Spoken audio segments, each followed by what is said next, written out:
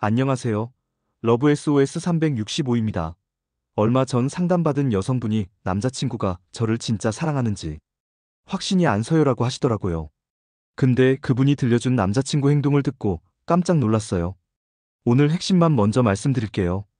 진심으로 좋아하는 남자의 7가지 확실한 신호. 무의식적 애착, 미래 동반자 의식, 진정성 있는 소통, 감정 공유, 보호 욕구, 성장 노력, 일관성 있는 행동. 이 중 하나만 해당해도 진짜예요. 연애 상담을 하면서 가장 많이 받는 질문이 바로 이거예요.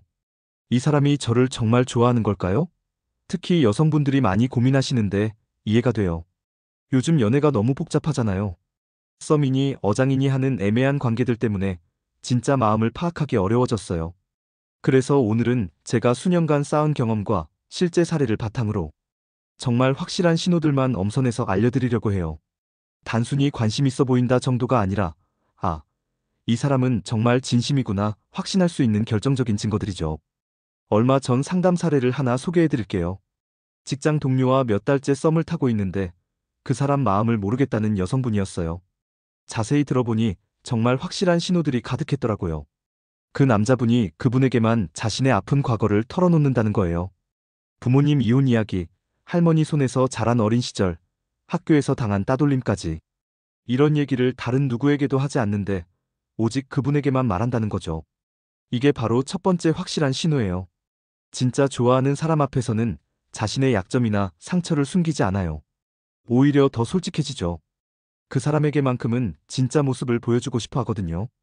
남자들은 보통 연애 초기에 멋있는 모습만 보여주려고 해요. 능력 있어 보이려 하고 약한 면은 절대 드러내지 않으려 하죠. 그런데 진심으로 좋아하게 되면 완전히 달라져요.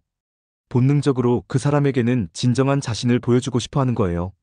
제가 남자친구들에게 물어본 적이 있어요. 언제 진짜 좋아한다는 걸 깨달았어?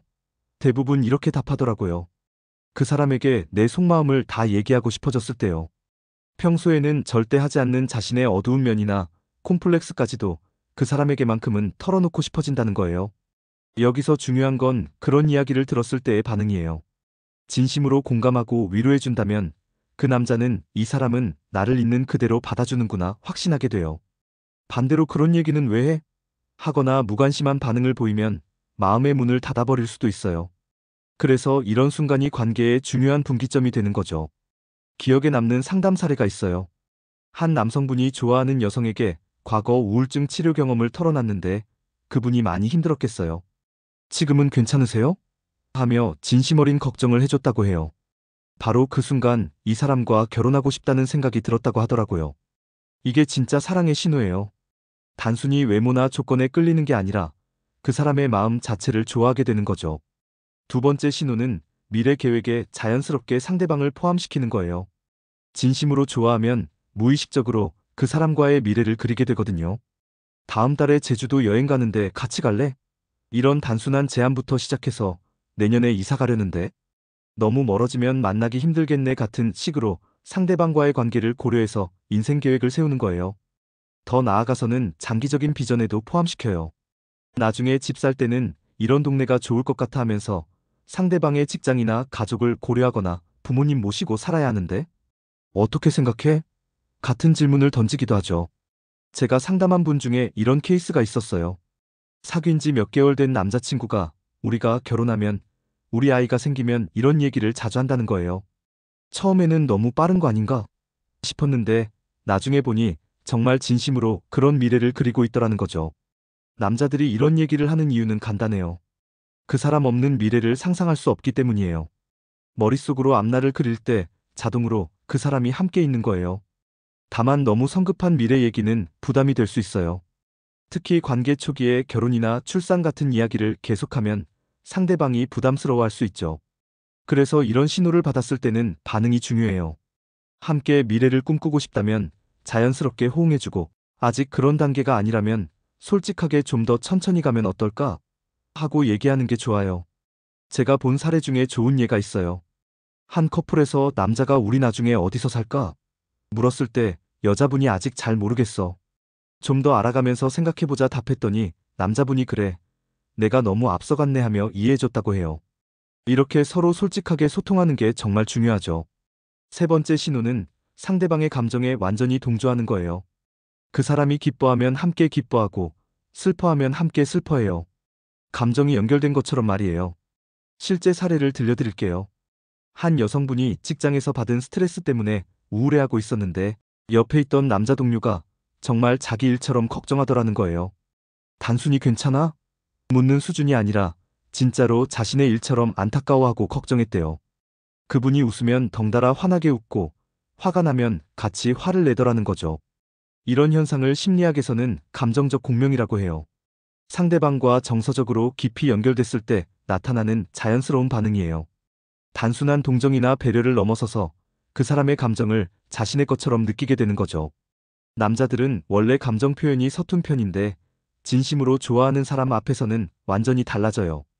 평소에는 그런 일로 왜 그래? 하고 넘어갈 일도 그 사람 일이면 심각하게 받아들이게 되거든요. 인상 깊었던 상담 사례가 있어요. 한 남성분이 좋아하는 여성의 반려동물이 아프다는 소식을 듣고 밤새워 병원 정보를 찾아서 전해줬대요. 심지어 직접 병원에 전화해서 응급처치 방법까지 알아봤다고 하더라고요.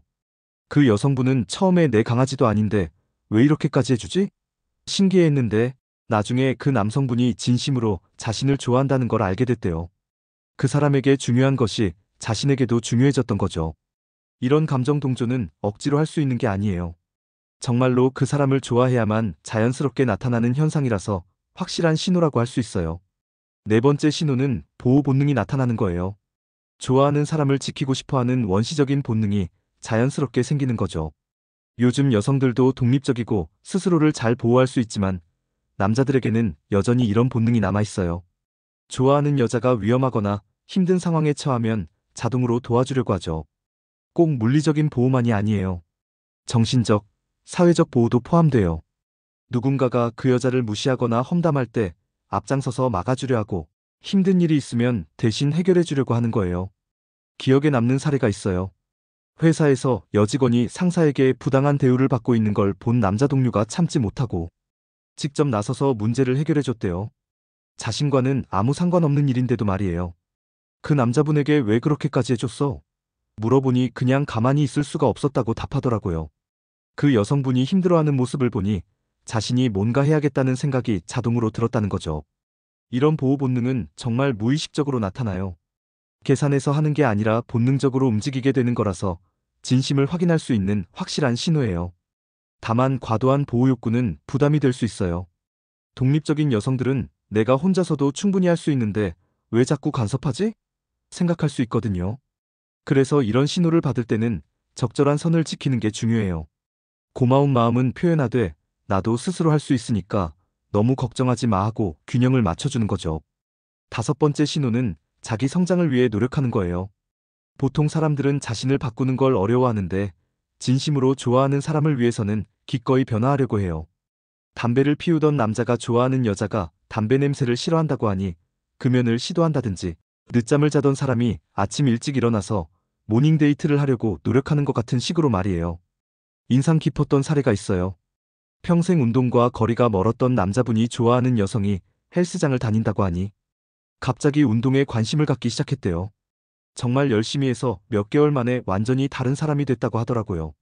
더 놀라운 건 그 과정에서 이렇게 건강해지니까 기분이 정말 좋다고 했다는 거예요. 처음에는 그 여성을 위해 시작했지만 결국 자기 자신을 위한 변화가 된 거죠. 이게 바로 진짜 사랑의 힘이에요. 상대방을 위해 시작했지만 결국 자신도 더 나은 사람이 되는 거죠. 이런 변화는 억지로 하는 게 아니라 정말 기꺼이 하게 되는 거예요. 중요한 건 강요받아서 바뀌는 게 아니어야 한다는 거예요. 이거 고쳐, 저거 바꿔 요구받아서 바뀌는 건 건전하지 않아요. 자발적으로 이 사람을 위해서, 더 나은 관계를 위해서 내가 바뀌고 싶다 하는 마음이어야 하죠. 제가 상담한 케이스 중에 대조적인 사례가 있어요. 한 여성분이 남자친구에게 술 좀 줄여달라 부탁했는데 한 남자는 왜? 내가 술 마시는 게 싫어?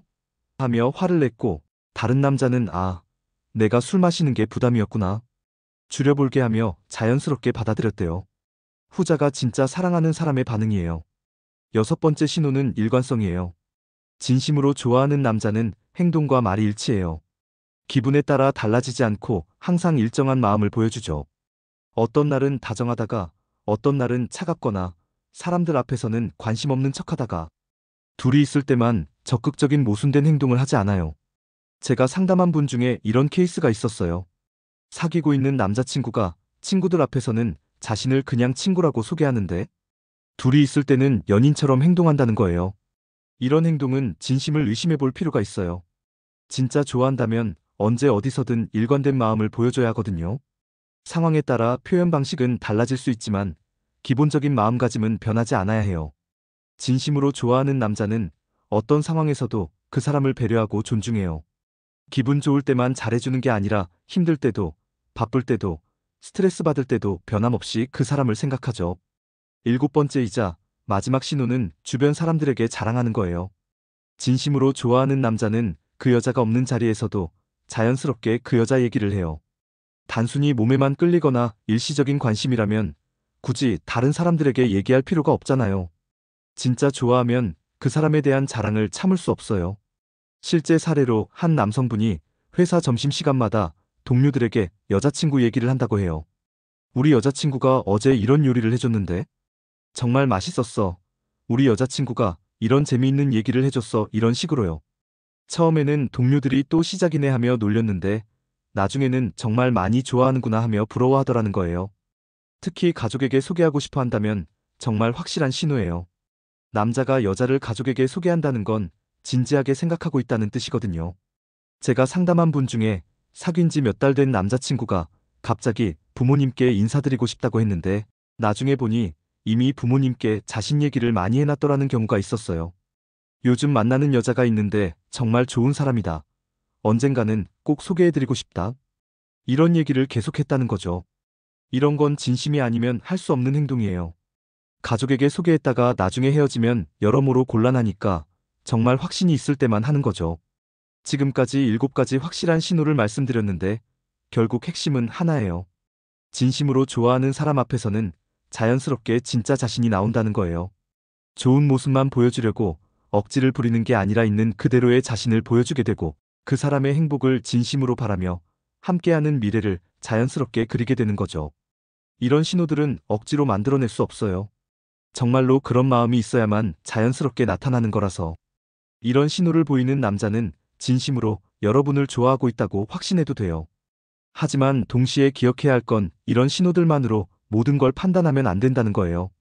사람마다 표현 방식이 다르고 상황에 따라서도 달라질 수 있거든요. 가장 중요한 건 직접적인 소통이에요. 서로 솔직하게 마음을 얘기하고 어떤 관계를 원하는지 대화하는 게 가장 확실한 방법이에요. 연애는 분석하는 게 아니라 느끼는 거예요. 머리보다는 마음으로 하는 거고 이런 신호들보다 더 중요한 건 여러분 자신의 직감이에요. 마지막으로 한 가지만 더 말씀드릴게요. 이런 신호를 받았다고 해서 무조건 응답해야 하는 건 아니에요. 상대방이 여러분을 좋아한다고 해서 여러분도 그 사람을 좋아해야 하는 건 아니니까요. 여러분의 마음이 가장 중요해요. 진정으로 그 사람과 함께하고 싶은지 솔직하게 생각해 보세요.